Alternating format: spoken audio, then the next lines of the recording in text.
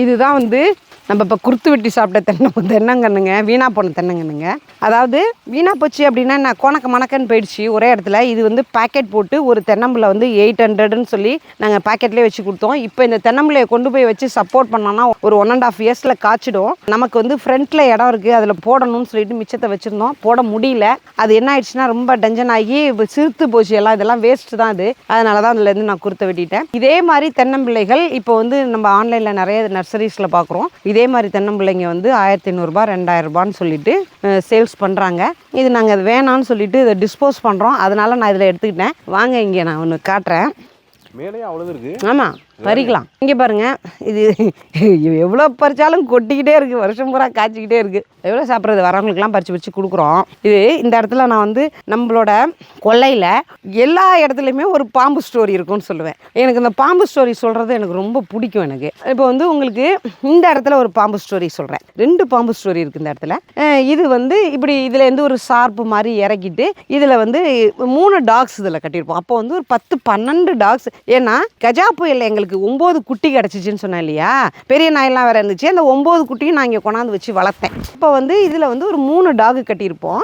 இதுக்கு பின்னாடி இந்தாண்ட ஒரு சார்பு போட்டு அதில் ஒன்று கட்டியிருப்போம். மொத்தம் 4 டாகிஸ் இங்கே கட்டியிருக்கோம். அப்போ பார்த்தீங்க அப்படின்னாக்க அதில் வந்து ஒரு டாக் பேர் வந்து சேகர், சிப்பிப்பாறை கிராஸ். அது பயங்கர ஃபாஸ்ட்டாக இருக்கும். அதை வந்து அந்த இதில் கட்டியிருந்தோம். இப்போ வந்து வாட்ச்மேன் ஒருத்தர் இங்கேயே பர்மனெண்ட்டாக இருந்தார், உள்ளூர்காரர். அவர் என்ன செய்வார்னாக்க சாப்பாடெல்லாம் செஞ்சு போடுவார். காலையிலே வந்துடுவார், டாகிஸ்லாம் பார்த்து குளிப்பாடு நிறைய எல்லாம் நல்லா பார்த்துப்பார் அவர். He is no more now. இந்த இடத்துல அவருக்கு நம்ம ஒரு கிராட்டிடியூட், ஒரு நன்றி சொல்லணும். இந்த கொல்லையை வந்து ஒரு 2-3 வருஷம் வந்து ரொம்ப நல்லா பராமரித்தார், பார்த்துக்கிட்டாரு. நான் அந்த கொல்லையை பற்றின ஒரு கவலை இல்லாமல் இருந்தேன். நிறையா வீடியோஸில் நான் சொல்லியிருக்கேன்.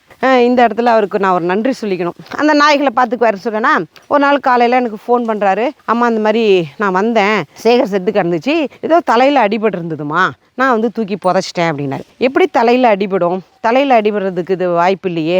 இல்லை அந்த வேலி ஓரமாக கட்டியிருக்கு, அதெல்லாம் யாரும் வந்து நாய் கட்டி கிடக்கிற நாயை யாரும் அடிக்க மாட்டாங்க. நீங்கள் வந்து நாயை வந்து புதைச்ச இடத்துலேருந்து எடுத்துருங்க, நான் வரேன்னு சொல்லிட்டு உடனே கிளம்பி வந்தேன். அதுக்குள்ளார ஒரு புதைச்ச நாயை தோண்டி எடுத்துட்டாரு. வந்து பார்த்தா அந்த நாய்க்கு வந்து நாக்கெல்லாம் நீளம் பாஞ்சிருந்துச்சு, கண்ணெல்லாம் நீளமாக இருந்துச்சு. நான் உடனே கட்டியிருந்த இடத்துக்கு வந்தேங்க. இங்கே தான் கட்டியிருந்துச்சு இல்லையா, இங்கே வாங்க நான் காட்டேன். இந்த இடத்துல அப்போ வந்து இந்த தென்னம்பிள்ளை, சின்ன தென்னம்பிள்ளை இங்கே கட்டியிருக்கு. இங்கே செத்து கிடந்தோன்னே அவர் அப்படியே தூக்கிட்டு போயிட்டாரு. பட் நான் வந்து இப்படி பார்க்குறேங்க. இப்படி பார்க்கும்போது இந்த இடத்துல நல்ல தலை வந்து இப்படி விரிச்சிருக்கு. இவ்வளோ நீளம் ஒரு பீஸ் கிடக்கு, ஒரு 4 அடி 5 அடிக்கு ஒரு பீஸ் கிடக்கு. நல்லா இவ்வளோ மொத்தம் பாம்பு, நல்ல பாம்பு. 2 துண்டா அந்த பாம்பு இங்கே செத்து கிடக்கு. அந்த அப்படியே தலை விரிச்சு அப்படியே படத்தோட கிடந்துச்சு. நாய் வந்து இங்கே செத்து கிடக்கு. அப்போ வந்து அது வந்து எப்பயுமே வந்து அவுத்து நின்றுச்சுன்னா பாம்பை பிடிச்சி பிச்சு எறிஞ்சிரும். அது அன்னைக்கு கட்டி இருக்கும்போது அந்த பாம்பு வந்திருக்கு. இது 2த்துக்கும் உரண்டா இழுத்து வம்பு வந்து பாம்புக்கு அதுக்கும் சண்டை நடந்திருக்கு. பாம்பு வந்து இது கட்டி இருக்கவும் இதால் தப்பிச்சு எல்லாம் ஓட முடியல. பாம்பு கொத்திடுச்சு. பாம்பு கொத்தினோன்னா இது பாம்பை பிடிச்சி கடிச்சு 2 துண்டா போட்டுருச்சு. பாம்பும் செத்து போச்சு, இது நம்ம சேகரும் செத்து போச்சு.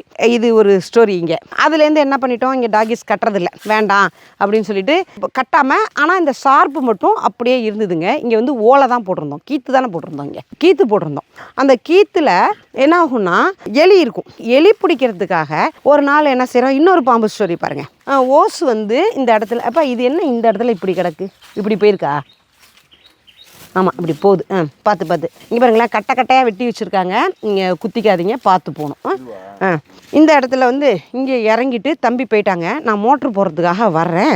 நல்லா இந்த இடத்துல வந்து அது ஒரு வீடியோ மோஜில் போட்டிருந்தேங்க. இந்த அளவுக்கு அப்படியே இந்த இரவானத்தில் தெரியுது, வெள்ளையாக ஒரு டியூப் மாதிரி தெரியுது. எனக்கு அங்கேருந்து ஒன்றும் புரியல. நான் கிட்டக்க வந்துட்டேன், என்ன புதுசாக இருக்குது அப்படின்னு சொல்லிட்டு வந்து பார்க்குறேன். அப்படியே அது ஏறிட்டு இருக்குங்க, மேலே ஏறுது. பைப்பு மாதிரி இருக்குங்க. அது எப்படின்னாக்க இங்கேருந்து இப்படி ஏறுது, இந்த சார்பில் இப்படி ஏறி அப்படியே அந்த ஓலை வழியாக அப்படியே அங்கே போகுதுங்க. அவ்வளோ பெரிய பாம்பு கீழே அவ்வளோ பெருசு கிடக்கு. ஒரு கிட்டத்தட்ட அது வந்து ஒரு 13 ஃபீட் இருக்கும். அதாவது வால் மட்டுமே ஒரு 4 அடி இருந்தது பாருங்க. அது போகுது. எனக்கு வந்து என்ன செய்யறதுன்னு தெரியல. நான் பயந்துட்டேன். உடனே தம்பின்னு சத்தம் போட்டு தம்பி அங்கே ஷெட்டு வாசல்லேருந்து வந்து கேமரா எடுக்கிறதுக்குள்ள அது பாதி பாம்பு போயிடுச்சு. மேலே அந்த வால் போகிறது மட்டும் தெரியும். அதில் அதுக்கு ஒரு மியூசிக் போட்டு தம்பி மோஜில் வீடியோ போட்டிருந்தாங்க. அது மோஜி போயிடுச்சு. அது நான் அந்த வீடியோவை எடுத்து பார்த்துட்டே வருவேன். அதை பார்த்தீங்கன்னா அது ஒன்று. அதுதான் ஃபஸ்ட்டு ஒரு பெரிய பாம்பு பார்த்தோம் நாங்கள் இங்கே. இந்த இடத்துல 2 பாம்பு ஸ்டோரியா.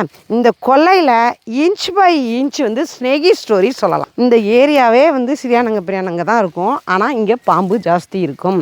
அதோட இன்னொன்று சொல்லுவாங்க, பச்சை கனகாம்பரம் செடின்னு ஒன்று சொல்லுவாங்க. அது இருக்கிற இடத்துல பாம்பு இருக்குன்னு சொல்லுவாங்க. அந்த பச்சை கனகாம்பரம் செடி இந்த இடத்துல இருக்குது. அது அப்படி சொல்கிறது உண்மைதான். இந்த இடத்துல வந்து உங்களுக்கு ஒரு மரம் காட்டுறேன். இது வந்து கருங்காலின்னு சொல்லிட்டு இதை வாங்கிட்டு வந்து வச்சோம். ஆனால் இது என்ன ஆயிடுச்சுன்னா செங்காலி ஆயிடுச்சு. இது செங்காலி மரம்ட்டாங்க. அடுத்தது இங்கே ஒரு கொடுக்காப்பள்ளி மரம். கொடுக்காப்பள்ளி மரம்லாம் பெருசாக போயிடுச்சுங்க.